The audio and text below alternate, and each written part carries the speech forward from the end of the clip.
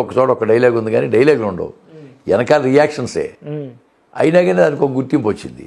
మేము ముగ్గురు ఉంటాం ఆయన వెనక, దాంట్లో ఒకటి నేను. అది కూడా బాగానే ఉంది. ఈ మహేష్ బాబు గారు వచ్చాయంటే ఆయన పని ఆయన చూసుకెళ్ళిపోతారు, ఏం పట్టించుకోలేండి. పెద్ద పెద్ద హీరోలు అందరూ అంతేనండి, వాళ్ళు వచ్చి వాళ్ళ పని వాళ్ళు చూసుకెళ్ళిపోతారు అంతే. ఒక రవితేజ గారు మాత్రం వచ్చి అందరినీ హాయ్ ఎలా ఉన్నారు అందరిని వాళ్ళు పలిచ్చి వెళ్ళిపోతాడు. సార్ అంటే ఇప్పుడు ప్రకాష్ రాజ్ గారు గొప్ప నటుడు, ఆయన వెనకాల మీరు సీన్ మీకు ఇచ్చారంటే నిజంగా మీకు గుర్తింపించారు. రియాక్షన్స్ ఉంటేనే కదా. అదే కొట్టాల శివ గారు అది కావాలి సెలెక్ట్ చేశాడు. సో తర్వాత చేస్తున్నారు నెక్స్ట్ సినిమా రవితేజ గారితో. రవితేజ గారితో మా జాతర చేస్తున్నప్పుడు రేపటి నుంచి నాకు షూటింగ్ ఉంది. రేపటి నుంచి 5 రోజులు షూటింగ్ డేట్లు ఇచ్చాను. అంతా 3 రోజులు చేసి ఆల్రెడీ అరకు పోయి చేసి వచ్చాను. ఇప్పుడు అఖండ 2 డేట్లు ఇచ్చారు. అఖండ 2 మేలో ఇచ్చారు డేట్లు. యాక్చువల్ కింద నెల ఇచ్చారు డేట్లు, క్యాన్సిల్ అయినాయి. మేలో ఉంది. తర్వాత ఓజీ బ్యాలెన్స్ వర్క్ ఒకటి ఉంది, ఫౌజీ ఒకటి ఉంది. ఫౌజీ ఒక 20 రోజులు ఉండొచ్చు అనుకుంటున్నారు. ఇవన్నీ చేస్తాం. ఇంక చిన్న సినిమాలు అయితే దాదాపు ఒక 30 సినిమాలు రిలీజ్ కొనినాయి. 30 ఫిలిమ్స్ ఉన్నాయి. ఈ మధ్య ఇంకోటి చేశారు, రాజ్ నరేంద్ర అని డైరెక్టరు, మల్లికార్జున రెడ్డి అని ప్రొడ్యూసర్ అండి. ఓకే, దాని పేరు ఇంకా పెట్టలేదు, మనం వనం అని పెట్టుకున్నారు. అంటే పర్యావరణం మీద, అడవుల మీద తీశారు. దాంట్లో హీరో నేనే. మీరే? ఓకే, నేనే హీరో, అదే మెయిన్ క్యారెక్టరు. అది నేను కూడా స్టేట్ గవర్నమెంట్కి సెంట్రల్ గవర్నమెంట్కి ఈ పర్యావరణం మీద అవార్డు కూడా అప్లై చేయాలని ఉంది. అవార్డు కమర్షియల్గా కూడా తీస్తున్నారు. బహుశా కనుక అది సెంట్రల్ గవర్నమెంట్ కానీ అవార్డు కూడా వస్తే మళ్ళీ నాకు బెస్ట్ క్యారెక్టర్ ఆర్టిస్ట్గా నాకు అవార్డు రావచ్చు. అంత మంచి క్యారెక్టర్ చేశా. దాంట్లో కూడా నాకు ఒక సాంగ్ పెట్టారు, మంచి సాంగ్, అడవుల మీద, బ్యూటిఫుల్ సాంగ్. తిరుమల రావు ఎవరో అతను కొత్తగా ఉన్నాడు, ఒక అతను రాశాడు, అతను బాగుంది, మంచి క్యారెక్టర్. సో మూవీస్ చేశారు మీరు, వెబ్ సిరీస్ కూడా చేశారు. సో వెబ్ సిరీస్కి వచ్చేప్పటికి కొంచెం ఎక్స్టెన్షన్ ఉంటుంది. సో ఎపిసోడ్స్ కానీ మన క్యారెక్టర్ కానీ ఎలివేషన్స్ కానీ ఎక్కువ ఉంటుంది. సో మీరు డిఫరెన్స్ చూసారా? మరీ సీరియల్గా కాకుండా వెబ్ సిరీస్ కూడా ఒక సినిమాలాగా తీస్తున్నారండి.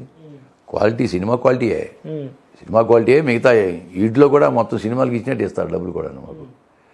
మరి వెబ్ సిరీస్లో నేను పరువు చేశాను. రెక్కి అంటే నాకు పెద్ద పేరు వచ్చింది. పరువు చేశాను, పులి మేక చేశాను. వెబ్ సిరీస్లో మంచి పేరు వచ్చింది నాకు. అందులో రెక్కిలో అద్భుతమైన నేమ్ వచ్చింది నాకు, చెప్పాలి, మంచి పేరు వచ్చింది.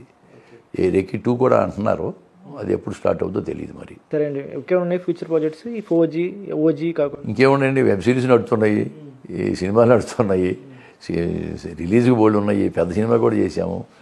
ఇవన్నీ రిలీజ్ అయితే మళ్ళీ ఇలా చేసుకుంటూ పోవటమే మనం. ఎందుకంటే నా దగ్గర ఏమిటంటే టైం పంక్చువాలిటీ ఒకటి, టైం పంక్చువాలిటీ, సిన్సియారిటీ పక్క. మనలో ఏ తేడా ఉండదు, మాయ మాట చెప్పడం అసలు తెలియదు. ఆ సిన్సియారిటీ మీదే అందరూ నన్ను లైక్ చేసి బాగా పిలుస్తున్నారు. 15 సంవత్సరాల నుంచి అలాగే చేస్తున్నామంటే జస్ట్ ఓన్లీ మన సిన్సియారిటీ. అందరితో కలివిడికి వెళ్ళిపోవటం, మన పని మనం చేసుకురావటం అంతే. ఆ విధంగా నేను బిహేవ్ చేస్తూ ఉంటాను. ఓకే, మీ ఎక్స్పీరియన్స్ బట్టి కొంచెం చెప్పండి.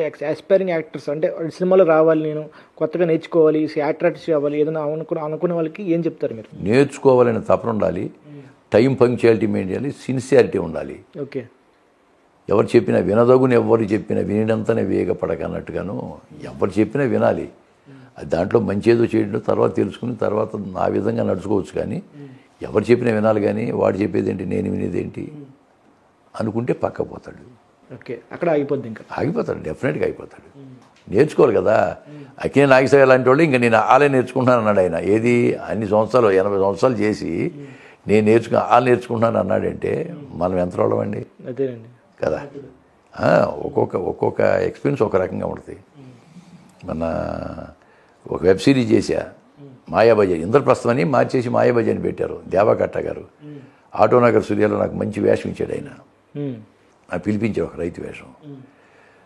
దాంట్లో ఒక 2 పేజీలు డైలాగ్ పంపించాడు. ముందు రోజు పంపించాడు. పంపించి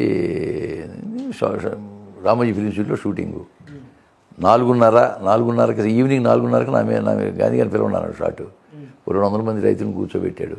ఓకే, డైలాగ్ చెప్పాలి, రైతులను ఉద్దేశించి చెప్పాలి, మంచి డైలాగు. అని డైలాగ్ ఇప్పుడు చెప్పకూడదు కానీ డిస్క్లోజ్ చేయకూడదు. గాంధీ గారు మరి చూసుకుందామా, 2 పేజీల డైలాగ్ చూసారా అన్నాడు.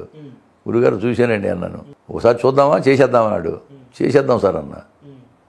చేద్దామా అన్నాడు. చేద్దామన్నాను.